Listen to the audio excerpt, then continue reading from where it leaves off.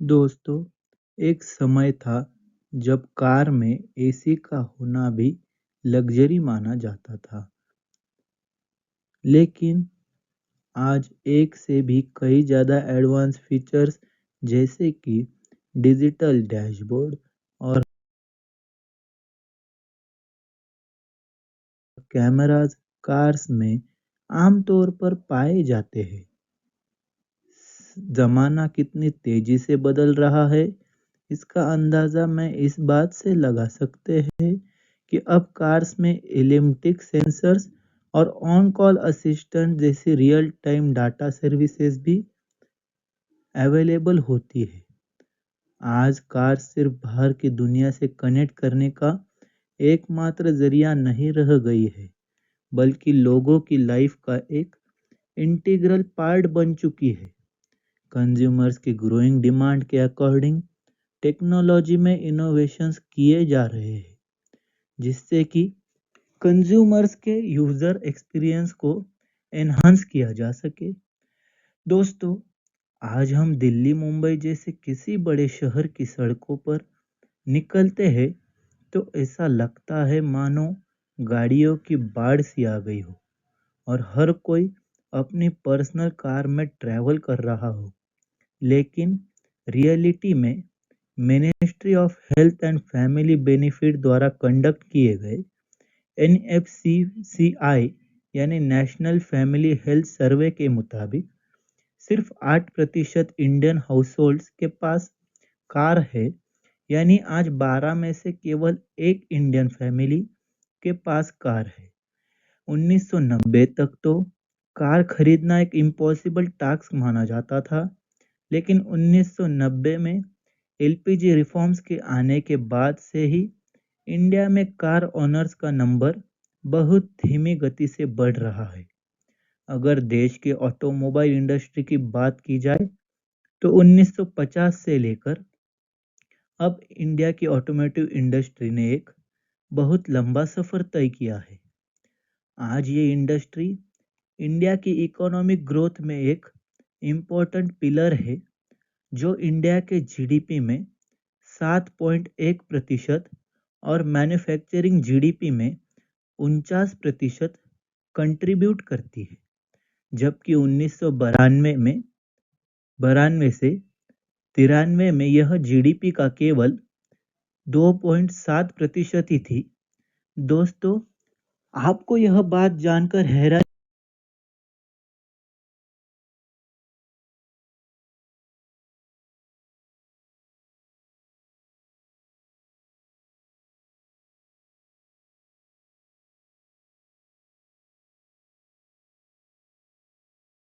होगी कि India European automotive में के हब जर्मनी को पीछे छोड़कर सेल्स मार्केट में आज फोर्थ पोजीशन पर पहुंच गया है।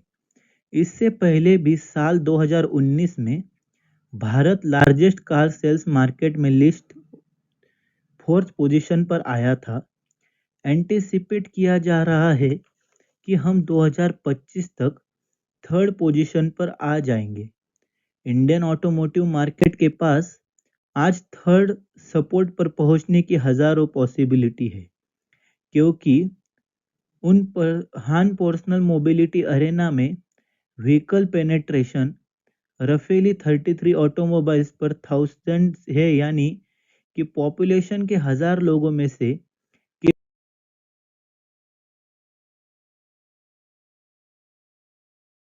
केवल 33 के पास कार्स है।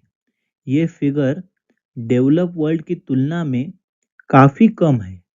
जापान, कनाडा, यूके जैसी डेवलप्ड कंट्रीज में 1000 में से 500 लोगों के पास कार्स है। पिछले कुछ सालों में इंडियन कार मार्केट के एग्रेसिव ग्रोथ के चलते व्हीकल की डिमांड बढ़ गई है, और वो भी स्पेसिफिकेशन उसे करना पसंद करते हैं जिसमें काफ़ी बदलाव देखने को मिला है। आज इंडिया में फॉरेन ब्रांड की बजाय इंडियन कार ब्रांड की डिमांड ज़्यादा है। फॉरेन ब्रांड सब इंडिया को छोड़कर वापस जा रहे हैं, जिसकी चर्चा आज की इस वीडियो में हम इसी के बारे में बात करेंगे कि कैसे इंडियन कार ब्रांड आज इतना अच्छा परफॉर्म कर रही है और क्यों उनकी डिमांड बढ़ती जा रही है। लेकिन आगे बढ़ने से पहले मैं आपको बता दूं कि इन वीडियोस की इम्पोर्टेंट जीएस 3 के इकोनॉमिक सेक्शन के लिहाज से काफ़ी ज़्यादा है। इसके बारे में हम वीडियो के अंत में और भी बात करेंगे, पर फिलहाल के लिए अपने डिस्क्रिप्शन को हम आगे बढ़ाते हैं। अभी नहीं तो कभी नहीं।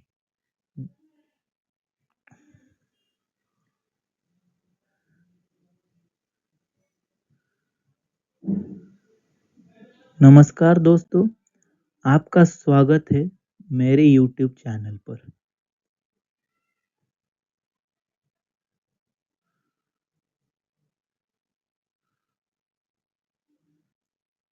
शुरुआत करते हैं इंडियन ऑटोमोबाइल इंडस्ट्री के स्ट्रक्चर को समझने से। दोस्तों, भारत हमेशा ही मल्टीनेशनल ऑटोमोबाइल कंपनी के लिए एक प्राइम डेस्टिनेशन रहा है, जहां major investment Japan, Italy, Mauritius और नीदरलैंड से आती है। इंडियन ऑटोमोबाइल मार्केट को चार मेन सेगमेंट में डिवाइड किया जा सकता है। पहला सेगमेंट टू व्हीलर्स का है, जिसमें मोटरसाइकिल्स और गियर स्कूटर शामिल है। दूसरा सेगमेंट आता है थ्री व्हीलर्स का। तीसरा सेगमेंट पैसेंजर व्हीकल का है, जिससे कार्स और यूटिलिटी व्हीकल शामिल है। और चौथा सेगमेंट है कमर्शियल व्हीकल का, जिसमें light, medium and heavy vehicle को रखा जाता है। दोस्तों, यंग स्टार्स इंडिया की पॉपुलेशन के मुताबिक कहा जा रहा है कि जो कि इंडस्ट्री का लगभग 80% है, लेकिन 1980 के बाद से ये पोजीशन पैसेंजर अगर यूटिलिटी व्हीकल ने ली, जिनका शेयर लगभग 13% है। तो अगर इंडियन कार इंडस्ट्री की ग्रोथ की बात की जाए, तो इंडिजिनस पैसेंजर कार इंडस्ट्री की शुरुआत 1940 में हिंदुस्तान मोटर्स और प्रीमियम ऑटोमोबाइल्स लिमिटेड के एस्टेब्लिशमेंट के साथ 1957 में हिंदुस्तान मोटर्स ने की थी। यूके की मॉरिशस मोटर्स के साथ कोलैबोरेट कर कोलकाता में हिंदुस्तान एम्बेसडर को लॉन्च किया। इंडिया में बनने वाली पहली कार थी 1976 तक। मार्केट शेयर का मेजर हिस्सा हिंदुस्तान मोटर्स और प्रेमी और ऑटोमोबाइल्स लिमिटेड के साथ साथ टेल्को, अशोक लेलैंड, महिंद्रा एंड महिंद्रा और बजाज ऑटो का रहा। उस समय तो इकोनॉमिक रेट के चलते ऑटोमोबाइल्स का मार्केट बहुत छोटा था, लेकिन आम आदमी की ताकत बढ़ाने लगी। आम आदमी के लिए modern fuel efficient afford utility cars की ज़रूरत महसूस की जाने लगी। 1981 में इंडियन कंपनी मारुति उद्योग लिमिटेड को देश के मिडिल इनकम क्लास के लिए एक एफिशिएंट कार बनाने के लिए सुजुकी मोटर कॉरपोरेशन को एक मिनर पार्टनर के फॉर्म में इनकॉर्पोरेट किया गया। 1984 में मारुति 800 लॉन्च की। ये मारुति टेक्नोलॉजी से लैस देश की पहली डोमेस्टिक प्रोड्यूस कार बनी। एक दशक के अंदर ही एमवे 62% ऑफ मार्केट शेयर अपने नाम कर लिया था। पैसेंजर कार सेगमेंट में अभी भी तीन प्राइवेट सेक्टर प्लेयर्स के नाम ही शामिल थे, द एमयूएल यानी मारुति उद्योग लिमिटेड, हिंदुस्तान मोटर्स और प्रीमियम ऑटोमोबाइल लिमिटेड। 1980 में लाइट कमर्शियल व्हीकल के लिए फोर्ड जापानी शेयर करती थी। 1991 में एलपीजी रिफॉर्म के इसके चलते इंडिया की इकोनॉमिक और इंडस्ट्रियल पॉलिसीज में सिग्निफिकेंट बदलाव हुए। 1993 में एक नई ऑटोमोबाइल पॉलिसी लॉन्च हुई, जिसके तहत देश में ग्लोबल असेंबलर्स को एंट्री मिली। उस समय इंडियन गवर्नमेंट ने कंपोनेंट्स के लोकलाइजेशन को एम्फसिस किया। व्हीकल के लिए मास एमिशन रेगुलेटर नॉर्म्स इंट्रोड्यूस किए गए और इसी दौरान नेशनल हाईवे पॉलिसी भी अनाउंस की गई। 1997 में जॉइंट वेंचर्स का ऑटोमेटिक एफडीआई अप्रूवल परमिट किया गया, जिसके तहत फॉरेन पार्टनर्स 51% मेजॉरिटी शेयर रख सकते थे। लिबरलाइज पॉलिसी और अनसैचुरेटेड मार्केट को देखते हुए बहुत से global competitive automakers Indian passengers car market में एंटर होने लगे। जापानीज पार्टनरशिप से इंडियन पैसेंजर कार मार्केट के स्ट्रक्चर में सिग्निफिकेंट चेंज हुए। हिंदुस्तान मोटर्स, प्रीमियर ऑटोमोबाइल्स और डीसीएम जैसी इंडियन कंपनी ने फोर्ड, मर्सिडीज, जनरल मोटर्स और पीरियड के साथ जॉइंट वेंचर एस्टेब्लिश की और मीडियम एक्सरसाइज कार्स को असेंबल करना शुरू किया। इससे मार्केट कंपटीशन काफी बढ़ गया।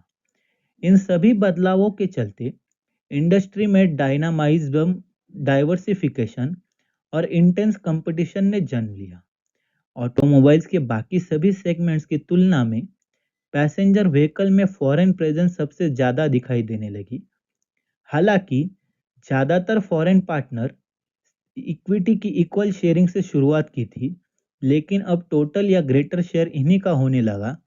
इंडियन पार्टनर्स कैपेसिटी एक्सपेंशन में ज़्यादा कंट्रीब्यूट करने में सक्षम नहीं थे, जिसके चलते फॉरेन पार्टनर्स अपना सटीक बढ़ते हुए गए। मॉडर्न प्लांट्स बनाने के लिए एमएनसी द्वारा एफडीआई का एक सिग्निफिकेंट अमाउंट देश में निवेश किया जाने लगा। पोस्ट 2000 पीरियड मारुति सुजुकी जैसी इंडियन फिल्म ने स्लोली अपनी डिजाइन और डेवलपमेंट कैपेबिलिटीज को डेवलप किया करना शुरू किया। 1998 में टाटा मोटर्स ने first indigenous developed Indian car Tata indica launch की। 2002 में महिंद्रा एंड महिंद्रा ने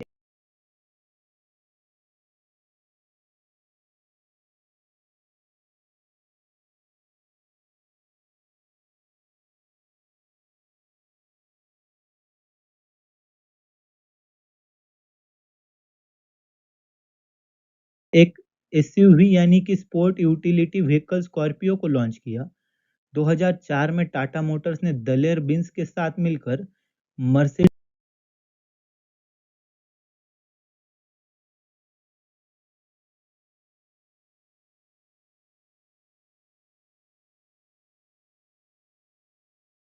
बेंज पैसेंजर कार मैन्युफैक्चर करने के लिए एक जेवी साइन किया। जी, मर्सिडीज बेंज इंडिया लिमिटेड ने फॉरेन से इंपोर्ट की जाने वाली यूनिट्स को कंप्लीटली नॉकडाउन कर दिया। एमएनसी इंडिया को अपने ओवरसीज नेटवर्क के लिए एक एक्सपोर्ट प्लेटफॉर्म की फॉर्म में उसे करने लगी। स्मॉल कर 7 से बेहतर परफॉर्म किया और इंडिया स्मॉल कार्ड की मैन्युफैक्चरिंग के लिए एक ग्लोबल हब के रूप में देखा जाने लगा। इंटरनेशनल फॉर्म से ए रहे कॉरपोरेटिव प्रेशर को हैंडल करने के लिए इंडिया की कंपोनेंट इंडस्ट्री को अपने प्रक्रिया, प्रोडक्ट क्वालिटीज और टेक्नोलॉजी स्टैंडर्ड को अपग्रेड करने की जरूरत पड़ने लगी, जिसके चलते भारत की कंपनी अपनी टेक्नोलॉजी और क्वालिटी को इम्प्रूव करने लगी। न्यू जनरेशन व्हीकल के कंपोनेंट को मैन्युफैक्चर करने के लिए कैपेबिलिटीज डेवलप की जाने लगी। लेकिन उसके साथ साथ इंडियन कंपनी ने टेक्नोलॉजी लेवल पर कास्टिंग एंड प्रेसिजन मशीन और फैब्रिकेटिंग यानी कि वेल्डिंग, ग्राइंडिंग और पॉलिशिंग जैसी अपनी ट्रेडिशनल स्ट्रेस को भी मेंटेन किया। अपडेटेड ट्रेडिशनल कैपेबिलिटीज के कोलैबोरेशन से इंडियन कंपनी ने लोकल डिजाइन्स को पूरा किया। डोमेस्टिक कार मेकर्स जैसे कि टाटा मोटर्स एंड अशोक लेलैंड ने manufacturing facilities, significant research development technology alliance करने के लिए शुरू किया और देखते ही देखते इंडियन मैन्युफैक्चरर्स ने ओवरसीज मार्केट को भी टक्कर देना शुरू कर दिया।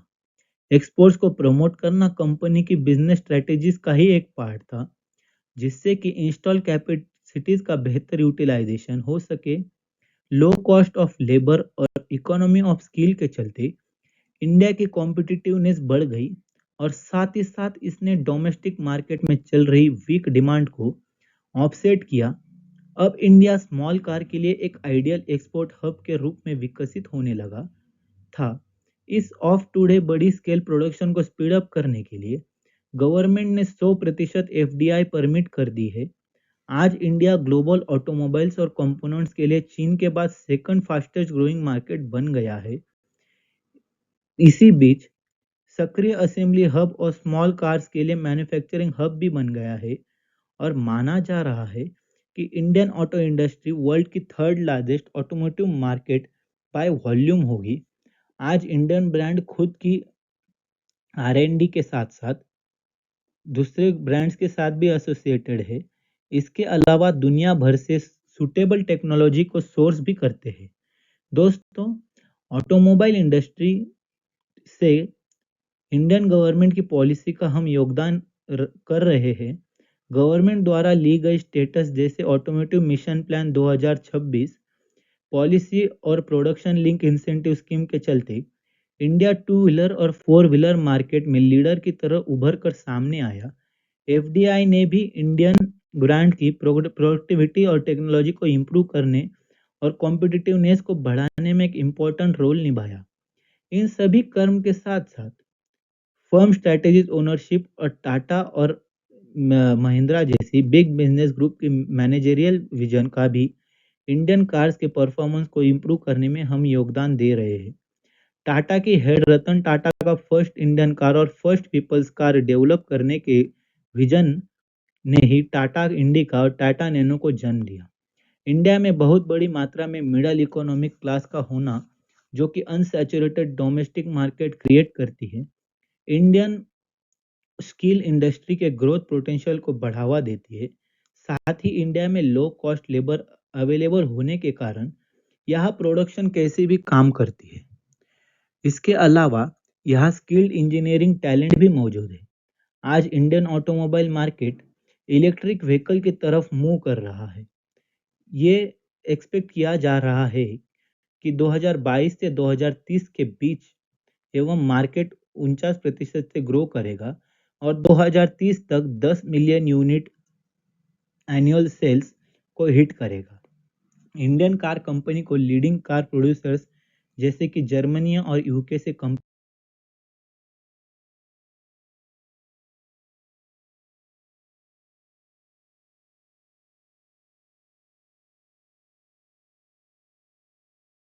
करने पर हम देखते हैं कि इन कंपनी को विकेट्स और एक्सपीरियंस से और भी ये कंपनी अपने क्वालिटी को इम्प्रूव कर रही है कि किसी तरह इंडियन ब्रांच को ग्रेटर कॉम्पिटिटिवनेस और एफिशिएंसी स्टैंडर्ड को अचीव करने की ज़रूरत है। न्यू प्रोडक्ट डेवलपमेंट में इनोवेशन की कमी है, जो कि फ्यूचर में कॉम्पिटिटिव सिक्योरिटी अचीव करने और लो कॉस्ट एडवांटेज को मेंटेन करने के लिए बेहद आवश्यक है। निर्देशन इंडियन ब्रांड को आने वाले वक्त में फॉरेन कंपनी से compete करने में मदद स्टैंडर्ड के साथ कंप्लेंट नई इंडिविजुअलनेस टेक्नोलॉजी को डेवलप करने के लिए बड़ी इन्वेस्टमेंट की जा सकती है ताकि इंडिया वैल्यू चेन में और ऊपर बढ़ सके। दोस्तों, इंडियन कार ब्रांड का प्रेजेंट सिनेरियो में वेल परफॉर्मेंस करना और फ्यूचर कॉन्टेक्स्ट में कॉम्पिटिटिव रहना ना सिर्फ इन सभी इंडियन कंपनी की सस्टेनेबिलिटी के लिए ज़रूरी है, पर साथ ही ये देश की इकोनॉमी की दृष्टिकोण के लिए भी महत्वपूर्ण बिंदु है।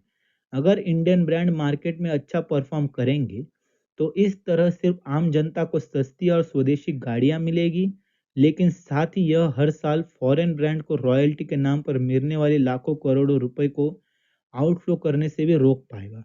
देश की इकोनॉमी एक क्लोज सर्किट की तरह है, जहां सर्किट एक दूसरे से जुड़ा है, जहां सर्किट की किसी एक तार पर पड़ने वाला बल का प्रभाव दूसरे सभी तारों पर देखने को मिलता है।